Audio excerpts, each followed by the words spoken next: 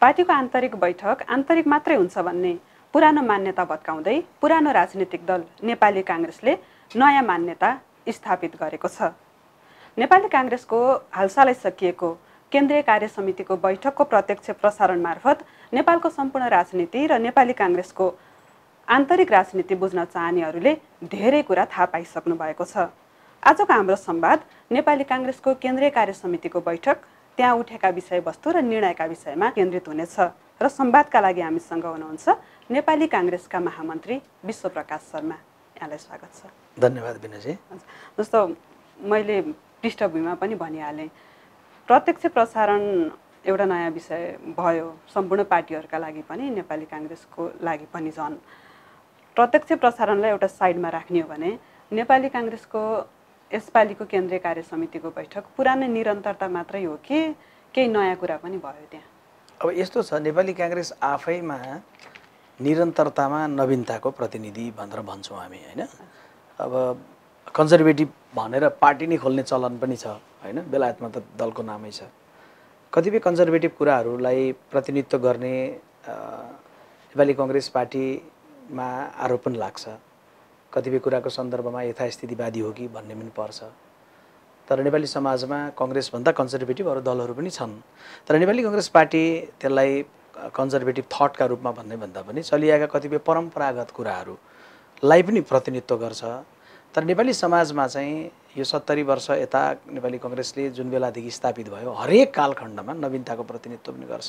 तर नेपाली काङ्ग्रेस केन्द्रीय कार्य समितिको यो अहिलेको बैठकले चाहिँ लाइभ गर्यो, त्यसकारण निकै चासो भयो, सबैको ध्यान भयो, राष्ट्रिय चर्चा भयो।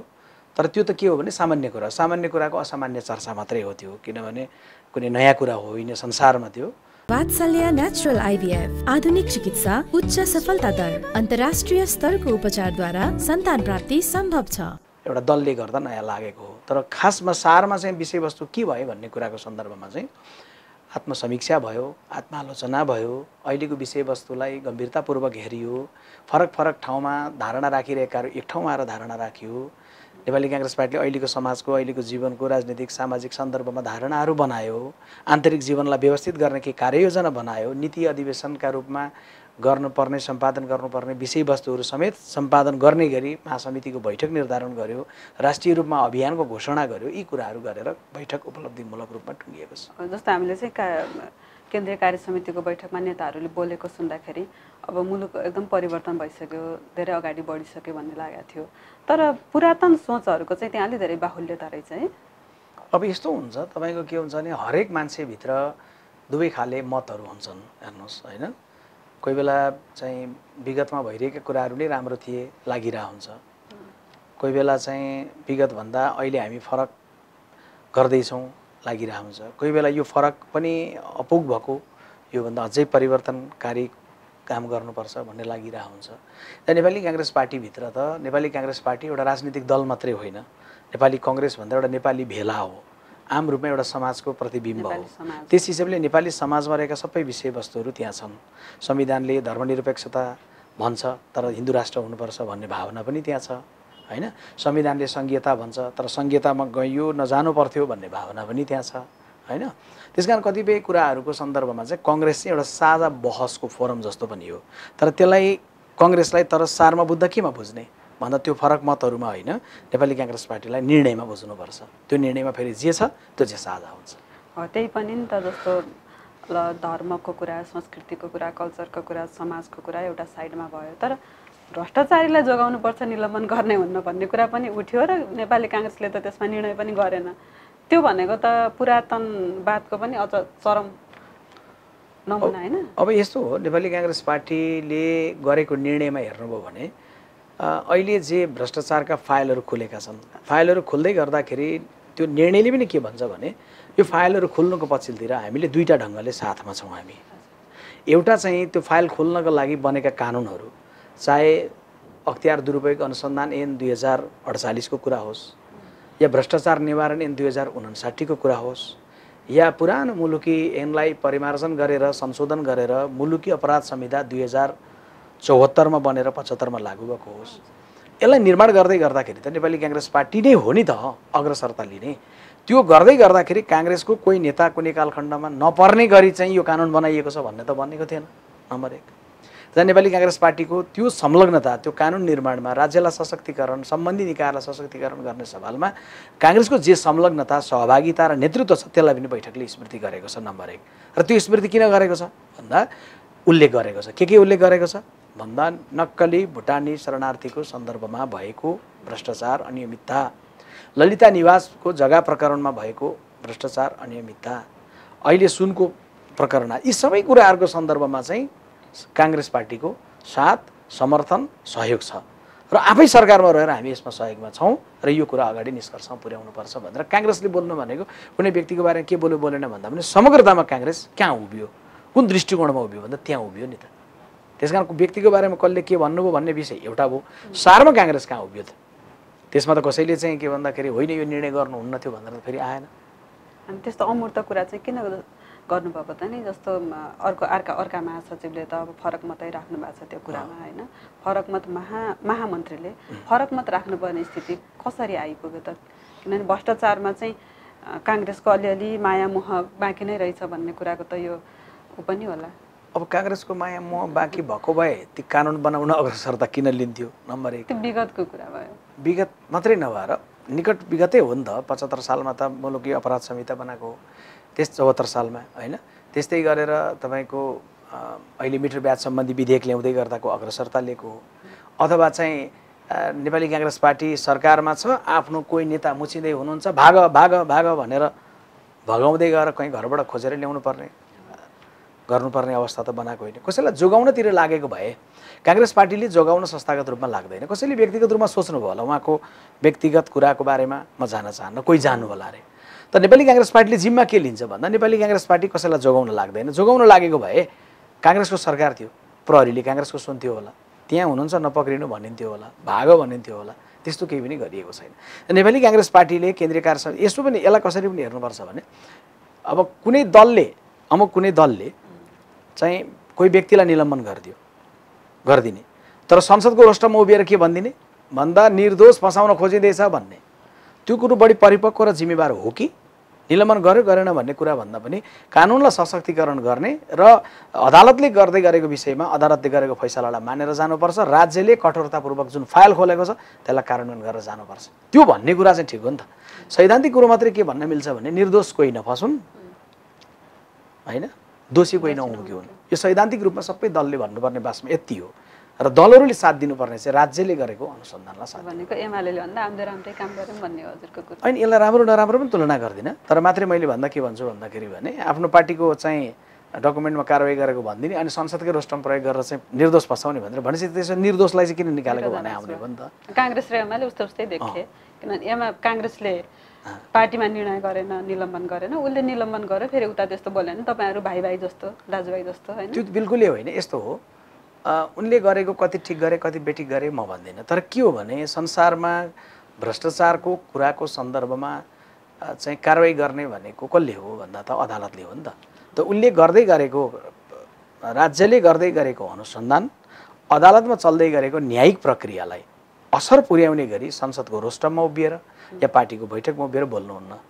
पार्टीको बैठकमा कसैले व्यक्तिगत रूपमा भन्दै गर्दा व्यक्तिगत प्रतिरक्षा गर्न चाहनुभयो भने संस्थागत रूपमा गर्यो कि गरेन?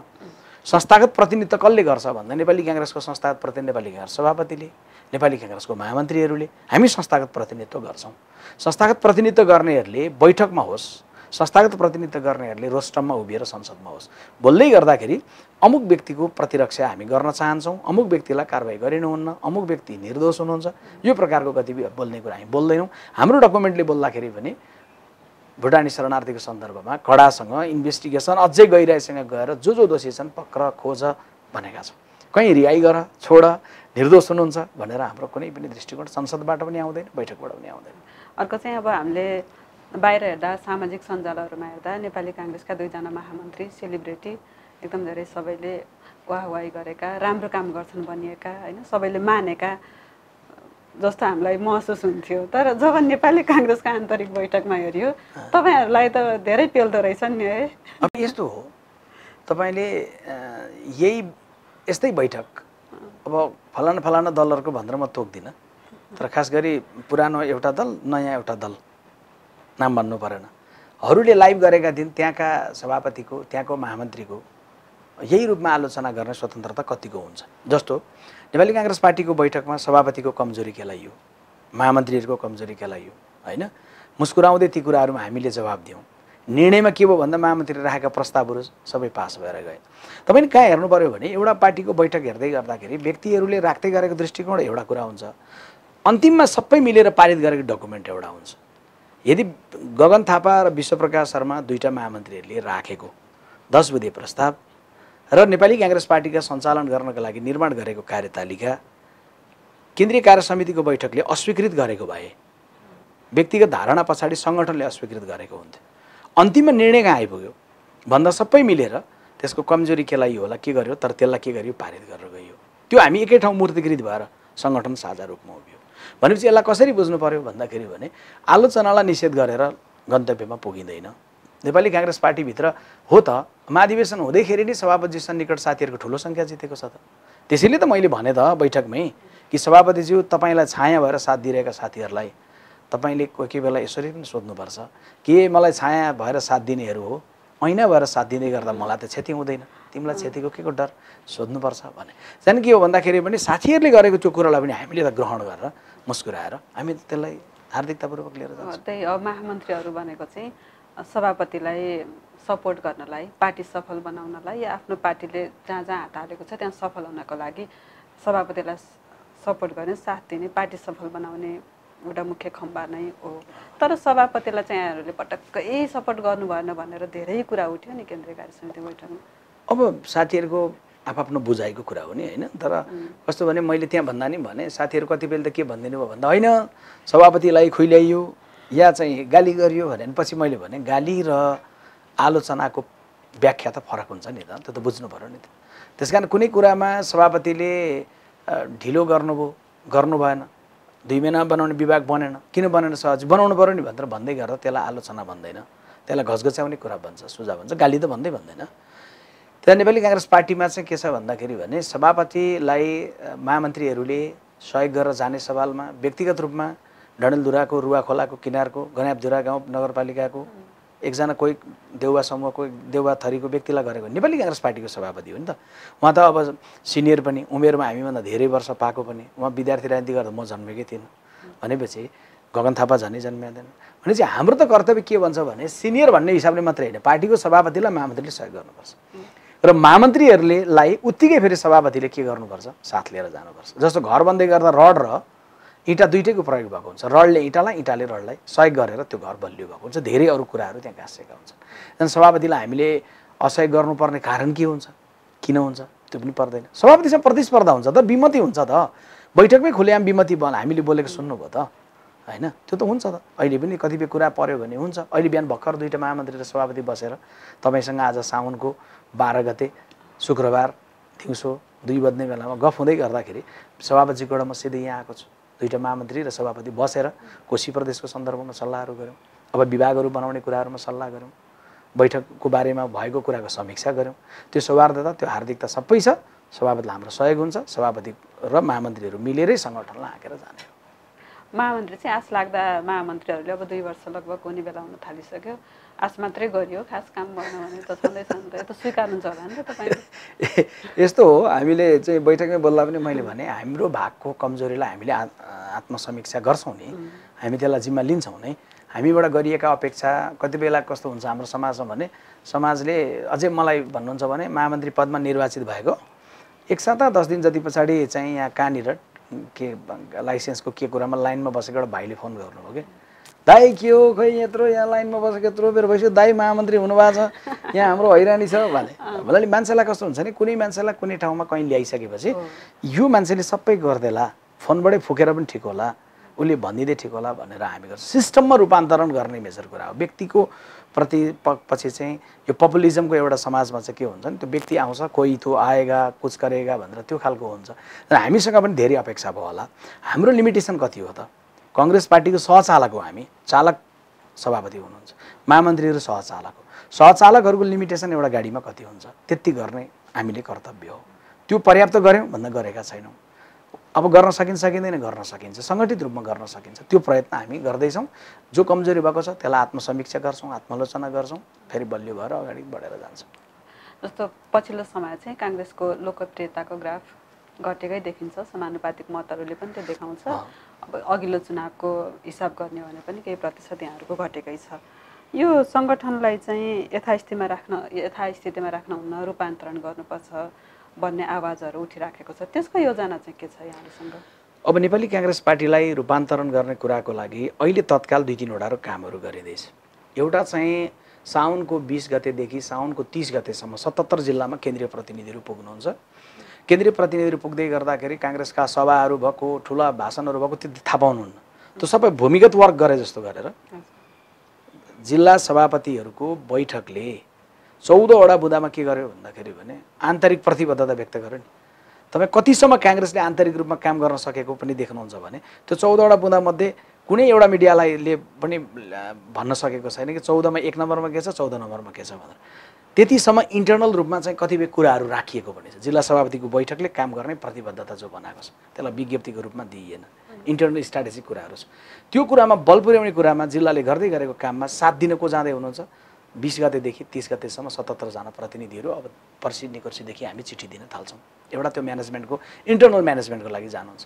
अर्को भदौको 10 गतेदेखि भदौको 24 गते बिपी जन्म जयन्तीको दिनसम्म काम गर्ने गरी समुदायमा काङ्ग्रेस भनेर कहाँ जानुहुन्छ? पब्लिक लेभलमा जानुहुन्छ। त्यहाँ चाहिँ अब मान्यो कृषि फारममा जानु होला, कोही गाई फारममा जानु होला, बन्दै गरेको हाइड्रोमा जानु होला, कसैको स्टार्टअप एउटा नयाँको नवप्रवर्तनको गरेको काममा जानु होला, शहीदको घरमा जानु होला, सिनियरको घरमा जानु होला, खेलाडीकोमा जानु होला, पुरानो पत्रकारको घरमा जानु होला, पुरानो शिक्षककोमा जानु होला, घाइतेकोमा यो हिसाबले समुदायमा काङ्ग्रेस जाने कुरा समुदायसँग संवादमा पनि जान्छ। नीति अधिवेशनको लागि जे मिति तोकिएको छ महासमितिका रूपमा नीति अधिवेशनले गर्ने कामहरू गर्ने भनेर त्यो कुरालाई पनि म्यानेजमेन्ट गर्ने क्रममा अब लाग्छ। अब तपाईँको चाहिँ विभागहरू बनाउने गरी हामी छलफलहरू आज पनि बिहान गऱ्यौँ, त्यो अगाडि बढ्छ। र नेपाली काङ्ग्रेस पार्टी दुईटै कुरामा गम्भीरतापूर्वक अब ध्यान दिँदैछ। एउटा आन्तरिक व्यवस्थापनको कुरो र गति बढाउने कुरो, साङ्गठनिक गति बढाउने कुरो। अर्को राष्ट्रिय राजनीतिमा र संसदको भूमिकामा पनि प्रखरतापूर्वक जाने कुरो। र संसदको भन्दै गर्दाखेरि सिँगै संसददेखि लिएर वडाध्यक्षसम्म सबैको भागमा जे तोकिएका काम छन् त्यसलाई अलिकति भाइब्रेन्ट तरिकाले लिएर जाने कुरोमा हामी जान्छौँ। तपाईँले यसो भन्नुहुन्छ फेरि अब प्रदेश सभापतिहरूले भूमिकै पाइएन, कामै पाइएन, सहमहामन्त्रीहरूले भन्ने खालको गुनासो पनि छ। फेरि त्यो पनि हाम्रो कार्ययोजनामै उल्लेख छ। जस्तो प्रदेशको चाहिँ सभापतिहरूले बोल्दै गर्दा भन्नुभयो होइन प्रदेशका लागि त खोइ कार्यक्रम भन्नुभयो। अनि मैले पछि त्यसलाई प्रष्टीकरण दिँदा पनि भने जब सम्माननीय राष्ट्रपतिले सङ्घीय संसदको नीति तथा कार्यक्रम भाषण गर्नुहुन्छ त्यो बेला कर्णाली प्रदेशको पनि यो हो, मध्य प्रदेशको पनि यो हो भन्न थाल्नुभयो भने त्यो सङ्घीयता हुँदैन। त्यसैले अहिले काङ्ग्रेसको महामन्त्रीहरूबाट प्रस्तावित भएको के हो भने सङ्घीय सेन्ट्रल बडीले वार्डको पनि कार्यक्रम होला, प्रदेशको पनि होला, तर सबै त्यहाँ हुँदैन। तर 7वटा प्रदेशमा यी जति काम हुन्छन्, जस्तो मान्यो प्रदेश 1मा 14 जिल्ला छ, त्यो 14 जिल्लालाई ड्राइभ गर्दै गर्दा प्रदेश त्यहाँको कमिटी जुन हुन्छ त्यो कमिटी मार्फतको गतिविधि यी कुराहरूलाई व्यवस्थापन गर्ने क्रम चल्छ। प्रदेशले आफै पनि आफ्नो अन्तर्गतको यो प्याकेजभित्र बसेर आफ्नो कार्यक्रमहरू पनि निर्माण गर्छ। अब सहमहामन्त्रीहरूको सन्दर्भमा पनि हामीले मैले बोल्दाखेरि मैले आफ्नो उसमा पनि उल्लेख गर्दा भनेको थिएँ कि प्रत्येक काँधलाई जिम्मेवारी, हरेक हातलाई काम भनेर हामीले काम उपयुक्त ढङ्गले जिम्मेवारी छुट्याउन नसक्दाखेरि हरेक राजनीतिक दलभित्र चाहिँ त्यो दलका सदस्यहरू चाहिँ जगेडामा रहेको जस्तो अवस्था छ। तपाईँ के हुनुहुन्छ भनेर कुनै पनि पार्टीको भित्रलाई सोध्यो भने म केन्द्रीय सदस्य भन्नुहुन्छ। जिम्मेवारी के हो तपाईँको भन्नु भने केन्द्रीय सदस्य भन्नुहुन्छ। केन्द्रीय सदस्य चाहिँ के हो भने पद हो, जिम्मेवारी भनेको चाहिँ फरक चिज हो। तपाईँ सेतो पार्टीमा हुनुहुन्छ विनोद सुवेदी भन्दा के हुनुहुन्छ भन्दा तपाईँले सर्टेन बिट हेर्नुहुन्छ, त्यो जिम्मेवारी हो नि त होइन। त्यो पद त उपसम्पादक, सम्पादक हुनु होला, सहसम्पादक हुनु होला, त्यो चाहिँ पद हो। त्यस कारण त्यो व्यवस्थापन गर्ने कुरामा अहिले हामी लाग्दैछौँ। त्यसले सजिलो के हुन्छ भने सचिव अर्थ मन्त्रालय भन्ने दुईवटा कुरो क्लियर हुन्छ। सचिव पद हो, अर्थ मन्त्रालय चाहिँ जिम्मेवारी हो। त्यसरी नै हामी अब छुट्याउने क्रममा चाहिँ लाग्दैछौँ। अहिलेको बैठकले सबैभन्दा महत्त्वपूर्ण गरेको मध्येको एउटा विषय चाहिँ यो पनि हो। जस्तो काङ्ग्रेसले सबै पार्टीमा त्यो छ, काङ्ग्रेसमा झन्डै रहेछ कार्यतालिका बनाउने, कार्ययोजना बनाउने, ठुल्ठुला योजनाहरू गर्ने, तर कार्यान्वयन गर्ने बेलामा चाहिँ नहुने भन्ने छ। यसपालि पनि अब मिठा मिठा कार्ययोजनाहरू त छन्, अब साहित्यिक सम्मेलन गर्नेदेखि जनता कहाँ पुग्ने भन्नेसम्मका होइन, तर त्यो चाहिँ कार्यान्वयन हुन्छ भन्नेमा आशंका कार्यकर्ताहरूले गर्छन्। फेरि अब यस्तो छ, कार्यक्रम केही नभइरहँदै गर्दा कार्यक्रमहरू गर्न पाए हुन्थ्यो भन्ने चाहना हुन्छ। कार्यक्रमहरू घोषणा भएपछि कस्तो लाग्छ भने ला यत्रो कार्यक्रम लाग्न सक्छ। त्यसलाई एकै ठाउँ राखेर हेऱ्यो भने 4वटा पन्नामा छ नि त, सबै कार्यतालिका त 4 पन्नामा छ। बाफ्रे एकै ठाउँ छ कसरी गर्न सकेला। तर त्यसलाई छुट्याएर हेरौँ त 12वटा महिना छ। एउटा महिनाको काम त अर्को महिनामा जुत्दैन। असारमा गर्ने साउनमा गर्ने भन्ने कुरा त मङ्सिरसँग सम्बन्धै छैन। मङ्सिरको कुरालाई भदौले फरक पर्छ। तर त्यसलाई के छ भने कार्यान्वयन गर्ने भनेको संसारमा कुनै पनि राष्ट्रले लिने नीति, संसदले लिने नीति, संस्थाहरूले लिने नीतिको कार्यान्वयनको सन्दर्भमा आशंकाबाट सुरु गर्यो भने सफल हुँदैन, तर अठोटबाट सुरु गर्यो भने सफल हुन्छ। यसलाई हामीले व्यवस्थित तरिकाले सफलतामा यसमा के चुनौती आउन सक्छ भन्ने कुरालाई पनि केलाउँदै त्यसलाई व्यवस्थित गर्दै हामी कार्यान्वयन गरेर जान्छौँ। सबैको साझा दायित्वको विषय हो। जस्तो यही केन्द्रीय कार्य समितिको बैठक र यसभन्दा अगाडिका पनि दृश्यहरू हेर्दा दुईजना महामन्त्रीहरू अङ्गालो हालेको, सँगै खाना खाएको, सँगै कुराकानी गरेको, त्यो अलि धेरै अब सामान्य बोलीचालीको भाषामा भन्ने हो भने एकदम धेरै भाइरल कन्टेन्ट जस्तो खालको गरी आइराखेको छ होइन। र तपाईँहरू दुईजनाको गठजोड नि कुन मुकामसम्मको लागि हो? सामान्यतया चाहिँ पत्रकारितामा कस्तो चलन हुन्छ, म पनि पत्रकारिताबाट आएकोले भने दुईजनाले झगडा गऱ्यो भने तपाईँहरूको मिलन कहिले हुन्छ भन्ने हुन्छ। दुईजना मिलेका छन् भने होइन यो तपाईँहरूको कहाँ गएर टुङ्गिने हो भन्ने हुन्छ। तर के हो भने मुद्दामा मिलेको हो। काङ्ग्रेसलाई रूपान्तरण गर्ने, समाजलाई नेतृत्व गर्ने, व्यवस्थित बनाउने, लोकतन्त्रको समुन्नति गर्ने, यी समग्र कुरामा हामी दुई भाइको कुरा मिलेको। यसको अर्थ हामी बिचमा नमिलेका कुरा छन् भन्ने त हुँदै होइन नि त। कतिवटा कुरा गगन थापाको कुरा र मेरो मिल्दैन होइन। कतिपय बेला हतारिएर किन बोलिहालेको अहिले यो भन्ने म सोच्दछु, गगनलाई भन्दछु पनि होइन। जस्तो संसद दलको नेताको सन्दर्भमा आयो, अहिले नै यार संसद दलको नेताको बारेमा किन बोलिहाल्नु पऱ्यो, नेता अहिले बदल्ने भन्ने, जुन दिन बदल्नुपर्छ छापामार शैलीमा झ्यापै भ्याउने पो सोच्नुपर्छ भनेर मैले भन्नुला, उनले होइन भनेर जानु होला। नै मैले गगनलाई भनेको तपाईँ मार्फत बाहिर भन्दैछु नि त। अनि के छ भने कुन हरेक विषयको एउटा समय हुन्छ, त्यो समयलाई बुझेर समयलाई परिपक्व ढङ्गले डिल गरेर जानु राजनीतिक नेतृत्वको परिपक्व जिम्मेवारी हुन्छ भन्ने मैले एक खालको सोचौँला। गगनलाई के लाग्ला भन्दाखेरि होइन यसको बारेमा त जनमत पनि बनाएर जानुपर्छ, त्यस कारण पहिला बोलिहालौँ भन्ने कुरो पनि होला। सबै कुरा मिल्छ भन्ने हुँदैन हाम्रो बिचमा। तर चाहिँ के हो भने म र गगन थापा दुइटै विद्यार्थी राजनीतिमा सँगै काम गरेको, हिजो सेन्ट्रल कमिटीमा हामी दुइटै एउटै कमिटीमा नेविसङ्घमा काम गरेको। उमेरले 2-4 वर्ष म जेठो भएको नाताले मैले सकेसम्म सानो भएर सुनेर समन्वय गरेर परिपक्व हुने कोसिस गरेर यो यात्रालाई व्यवस्थित गरेर जाने हो। जस्तो मान्छेहरूको टिप्पणी अब यहाँले त्यहाँ पनि भन्नुभएको थियो बैठकमा पनि अब 84को कुरा नगरौँ, अहिले 84को चुनावको कुरा नगरौँ, त्यसअघि पनि काङ्ग्रेसको जिन्दगीमा हुने धेरै चिजहरू छन्। अब फेरि त्यहाँ एउटा प्रस्ताव पनि आयो 82मा त यहाँहरूको महाधिवेशनै हुन्छ, अब निरन्तर त्यही कार्यतालिका कार्ययोजना अनुसार भयो भने त्यो महाधिवेशनलाई केन्द्रित गरेर एकजना पार्टीको सभापति हुने, अर्को एकजना प्रधानमन्त्री हुने अथवा अर्को एकजना फेरि महामन्त्री हुने, त्यो खालको योजना अनुसार चाहिँ यहाँहरू अगाडि बढ्नु भयो, बाहिर टिप्पणी भयो जस्तो? बिल्कुलै होइन। अहिले 84को कुरा नगरौँ भन्नुको अर्थ 82 र 83को चाहिँ गरौँ भन्ने त होइन नि त। त्यस कारणले चाहिँ कस्तो हुन्छ भने कसैको घरमा चाहिँ अब पास्नीमा बोलाएको छ भने पास्नीकै कुरा मात्रै गर्नु ठिक हुन्छ। तिम्रो छोरा या छोरीको पास्नीमा आएको बेला बिहेको बारेमा चाहिँ के सोचाइ छ यार यिनको भनेर सोध्यो भने अलिक व्यावहारिक हुँदैन। त्यस कारण मेरो चाहिँ कुरा के छ भने नेपाली काङ्ग्रेस पार्टीको आगामी महाधिवेशनले नेपाली काङ्ग्रेस पार्टीको रूपान्तरणको सन्दर्भमा 70 वर्षदेखिको निरन्तरतामा नवीनताको राम्रै ढङ्गको चाहिँ फरक प्रस्तुति भएर हुनेछ। तर त्यो बेला को के कहाँ कता, म को के कहाँ कता भनेर अहिले बोल्नु चाहिँ अलिक हतारो पनि हुन्छ र त्यो विषय अलिक बढी सान्दर्भिक पनि हुँदैन। तर अहिले नै यसो भन्दाखेरि मान्छेहरूलाई त रुचि लाग्छ नि त। 82 भनेको त्यति टाढा होइन, 2 वर्ष भनेको खासै लामो समय पनि होइन नेतृत्वको तयारी गर्ने हिसाबले। यहाँहरूको आन्तरिक तयारी त छ होला नि त। त्यसमाथि अब अघि नै भनिहाल्नु भयो संसदीय दलको नेता फेरि हामी जुनसुकै छापामार शैलीमा कहिले चेन्ज गर्ने पनि हुन सक्ला, जे पनि हुन सक्ला भन्ने हुँदा त केही न केही त छ होला नि त। अलिकति मान्छे लाइभमा नआएको तर भन्नुपर्ने खालको यस्तो छ। संसदीय दलकै नेताको सन्दर्भमा भने मेरो भनाइ के हो भन्दा संसदीय दलको नेताको चयन भएको 6 महिना मात्रै हुँदै गर्दा संविधानले के भन्छ भन्दा कसैलाई तिमी प्रधानमन्त्री बनाउँछौ त अस्थिरता धेरै भयो त्यसैले 2 वर्षसम्म नबदलाए भन्छ। त्यसको स्पिरिटको जगमा राजनीतिक दलहरूले पनि के सोच्नुपर्छ भने संसद दलको नेताको चुनाव भएर चयन भइसकेर 6 महिना पुग्ने बित्तिकै अब तुरुन्तै चाहिँ विकल्पको चर्चा गरिहाल भन्दैन। त्यो स्पिरिटमा हामी के भन्छ भने तिमीले संयम राख भन्छ। त्यसकारण मेरो कुरा के हो भन्दाखेरि भने यो विषय संसद दलको नेता बदल्ने बनाउने को कहाँका त अहिले विषय नै होइन। यसलाई ठिक समय आउँछ, त्यो समयमा आइसकेपछि एकाएक रूपमा त्यो विषयमा कसरी जाने नजाने भन्ने कुरो हुन्छ। र नेपाली काङ्ग्रेस पार्टीको 82 सालको सन्दर्भमा जाँदा पनि काङ्ग्रेस रूपान्तरित, व्यवस्थित, प्रखर हुनुपर्छ, जनताको आवाजलाई अझै घनीभूत भएर बोल्ने हुनुपर्छ, शार्प हुनुपर्छ भन्ने कुरासम्म चाहिँ परिकल्पना गर्नु, सोच्नु, दृष्टिकोण बनाउनु, त्यस दिशातर्फ बढ्नु चाहिँ जिम्मेवार राजनीतिक कर्मीको र जिम्मेवार महामन्त्रीको चाहिँ जिम्मेवारी हुन्छ भन्ने मलाई लाग्छ। अब त्यो अधिवेशनको बेलामा चाहिँ कङ्ग्रेसको यस्तो परिकल्पना, अझै मैले पार्लियामेन्टमा उभिएर बोल्दै गर्दा के भनेको थिएँ भने हामी अहिले 80मा चाहिँ वैशाखदेखि चाहिँ 79मा चाहिँ एउटा वर्ष प्रारम्भ भयो, 78मा एउटा वर्ष प्रारम्भ भयो, तर 80को वैशाखबाट एउटा वर्ष होइन एउटा दशक प्रारम्भ भयो। यो 10 वर्ष प्रारम्भ भएको छ 80को दशक भने 70को दशकको समीक्षा गरेर 80को दशकमा एउटा साझा दृष्टिकोण बनाएर अबको 15 वर्षमा देश कहाँ पुर्याउन चाहन्छौँ, मिसन 94 के हुन सक्छ भन्ने कुरामा पो राष्ट्र जानुपर्छ, अलिक ब्रोडर कुरामा जानुपर्छ भन्ने कुरामा चाहिँ म बोल्दै भन्दै आग्रह गर्दै एडभोकेसी गर्दै आएको छु। त्यसकारण 82 सालमा चाहिँ के भने को के कहाँ कता भन्ने सामान्य कुरा हो। मेजर कुरा त्यो 82 सालमा पुग्दा 84 को चाहिँ त्यसपछिको चाहिँ 94 सम्मको चाहिँ मुलुकलाई समुन्नत बनाउने गरी काङ्ग्रेस कति व्यवस्थित प्रखर बनाउने भन्ने कुरामा चाहिँ हामीले ध्यान दिनुपर्छ।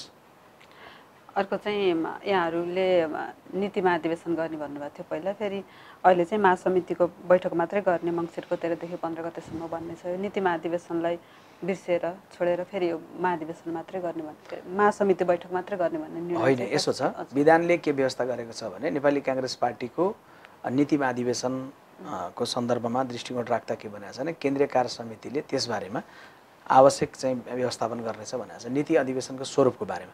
त्यसैले अहिले तपाईँले निर्णयमा हेर्नुभयो भने नेपाली काङ्ग्रेस पार्टीको नीति महाधिवेशनले गर्ने भनेर निर्धारित भएका विषयहरू सम्पादन गर्नका लागि महासमिति बोलाएको भनेपछि त्यो चाहिँ के हो भने एउटा संरचना जस्तो के हो भने नीति अधिवेशनमा केन्द्रीय समिति मात्रै भाग लिने हो त, त्यो त होइन।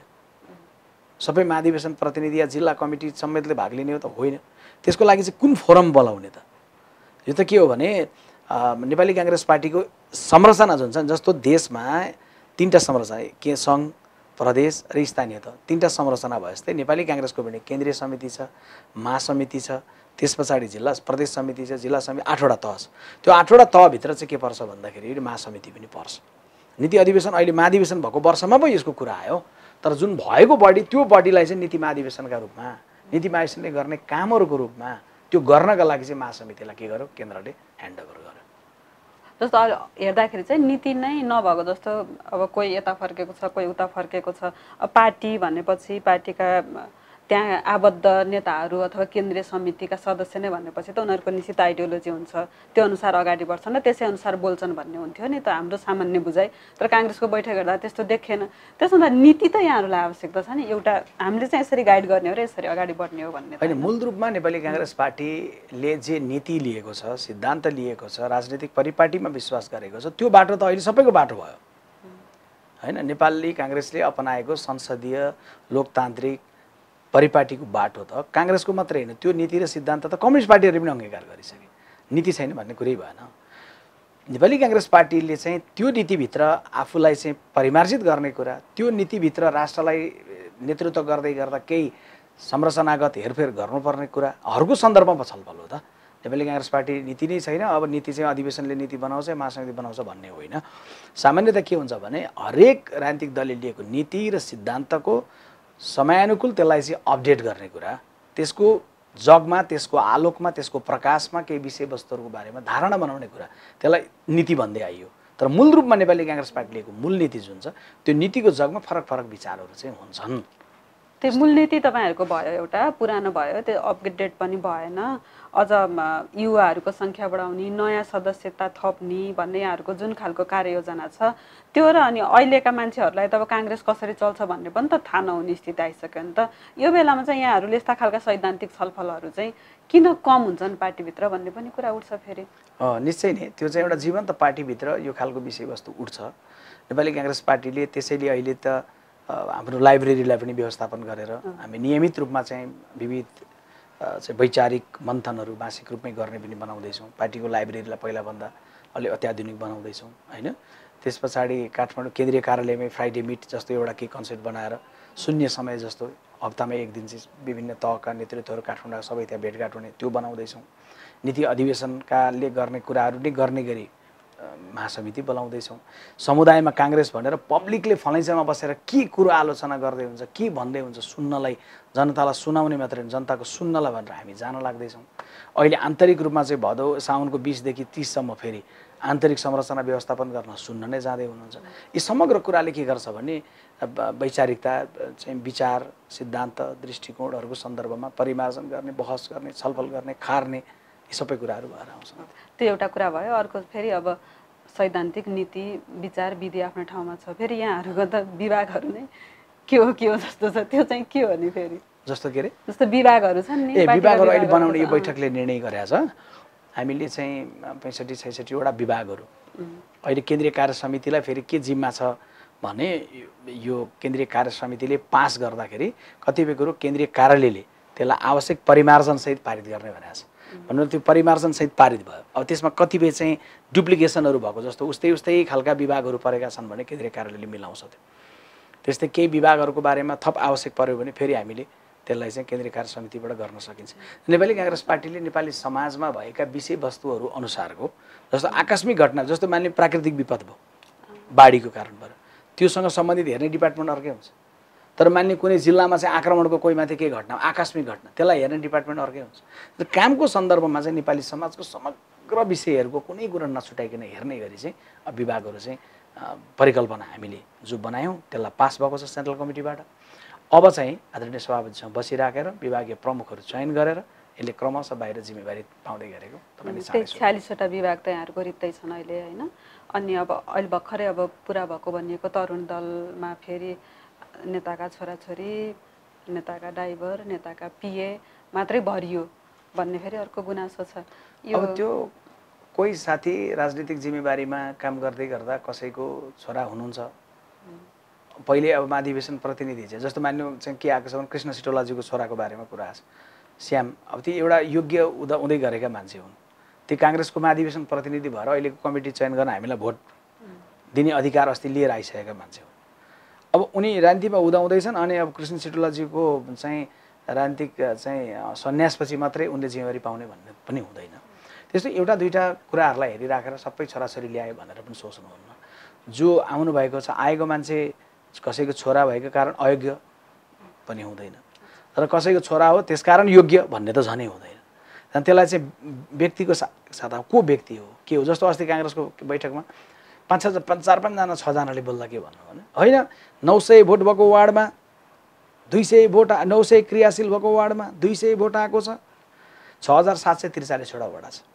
कुनै एउटा वडामा त्यस्तो भयो होला, तर 6743 वटै वडालाई चाहिँ आरोपित हुने गरी सबै क्रियाशीललाई चाहिँ आलोचित गर्ने गरी बोल्नु हुँदैन नि त। त्यसैले पछि मैले बोल्दै गर्दा के सोधेँ भने भन्नुभयो केही साथीहरूले तर कहाँ हो त, कुन ठाउँमा हो त। यहाँ बोल्नेले यसरी बोल्दिने, मिडियाले लेख्दा भने त्यसरी लेखिदिइसकेपछि त के हुन्छ, रिमर हुन्छ। अनि होइन काङ्ग्रेसको त क्रियाशील जति छ त्यो क्रियाशीलले नै भोट हाल्दैन रहेछ काङ्ग्रेसलाई भने जस्तो पर्न सक्छ। त्यसपछि यत्रो भोट कसरी आयो त काङ्ग्रेसको, पहिलो दल कसरी हो त। तिनी क्रियाशील साथीहरूले केन्द्रमा बसेका विश्वप्रकाशहरूले, गगन थापाहरूले जति गरे होला त्योभन्दा बढी त गाउँमा बसेको क्रियाशीलले गरिरहेको हुनसक्छ नि त। कतिपय कुरा चाहिँ तपाईँले अहिले भनेको प्रश्नमा भने के हुनसक्छ भने एउटा दुईवटा फाटाफुटा घटना हेरेर समग्रतालाई पनि आरोपित गर्नुहुन्न। 101 योग्य साथीहरू, थुप्रै योग्य साथीहरू तरुण दलमा आउनु भएको छ, कैयौँ योग्य साथीहरू छुट्नु पनि भएको छ। तिनलाई पनि थप समेट्ने काम बिस्तारै पार्टीले गर्छ। अब चाहिँ अन्तिममा कोशी सरकारको कुरा उठेको छ। यहाँहरूले जबरजस्ती गरेरै भन्छु म चाहिँ संविधान अनुसार थिएन त्यो कुरा होइन, कोशी सरकार बनाउने भनेर यहीँबाट केन्द्रबाटै सङ्घबाटै निर्णय गरेर पठाउनु भयो। कोशी सरकार 22 दिनमा ढल्यो। अब के हुन्छ त्यहाँ? अब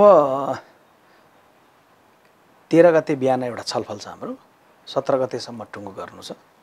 करिब चाहिँ के भने अस्ति प्रक्रियागत जे त्रुटि गरियो त्यो त्रुटिलाई सच्याएर चाहिँ अगाडि जाने गरी निर्णय हुन्छ। अस्ति त्रुटि भएकै हो, हामी त्यसमा त्रुटि भएको कुरासँग सुरुवातदेखि नै सहमत थियौँ, त्रुटि भएको छ भन्ने।